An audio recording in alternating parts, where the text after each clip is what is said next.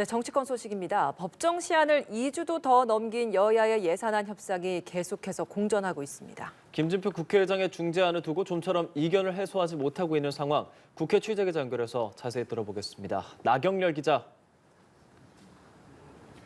네, 내년 정부 예산안 협상 제자리 걸음만 하고 있습니다. 여야는 행안부 경찰국과 법무부 인사정보관리단 등 시행령 설치 기간 예산을 두고 대치를 이어가고 있습니다.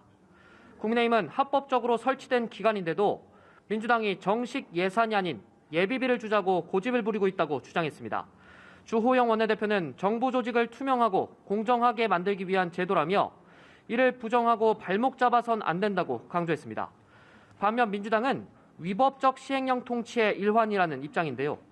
이런 양당 이견을 대화를 통해 좁혀가야 하지만 윤석열 대통령이 지나치게 개입해 협상 진척이 되지 않고 있다는 게 민주당의 판단입니다. 박홍근 원내대표는 여당이 용산 아바타로 전락했다고 비판했는데 입법부 일원이라면 의장 중재안에 대한 명확한 입장부터 밝히라고 촉구했습니다. 이 같은 대치가 계속되면서 여야의 예산안 협상은 연말까지 이어지는 것 아니냐는 우려가 나옵니다.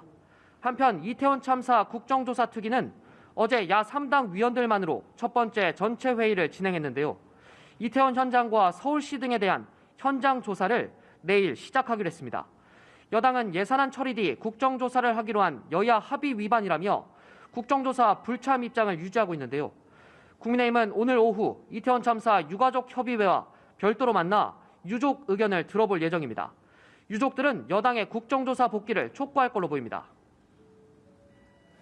국민의힘은 차기 당대표 선출 방식을 정하고 있죠. 국민 여론조사 없이 당심 100% 룰 개정 작업이 진행 중인데 당내에서도 주자 간의 생각이 좀 다르다고요?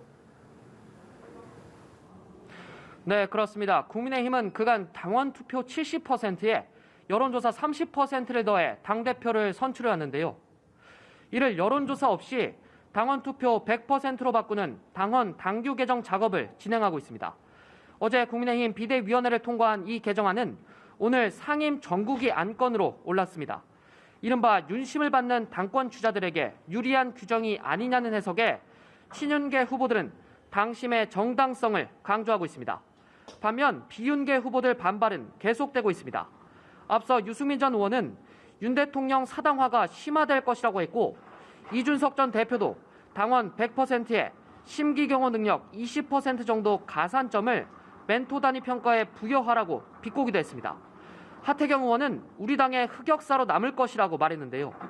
이런 반발에도 국민의힘은 이번 주 개정 작업을 마치고 곧바로 내년 3월쯤 전당대회 준비에 착수할 계획입니다. 지금까지 국회에서 전해드렸습니다.